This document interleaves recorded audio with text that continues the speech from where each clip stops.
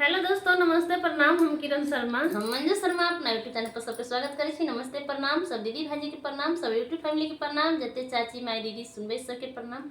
हर हर महादेव, जय भोलेनाथ, जय शिव शंकर। जय शिव शंकर, जय महादेव।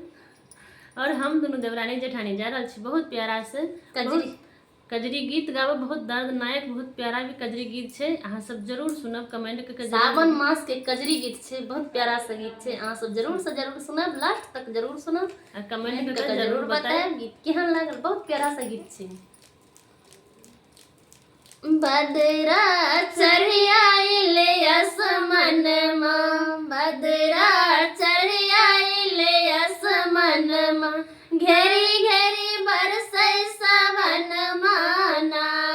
बदरा चढ़ी आइले आसमान मां, घेरी घेरी बरसै सावन माना, घेरी घेरी बरसै सावन माना, घेरी घेरी बरसै सावन माना।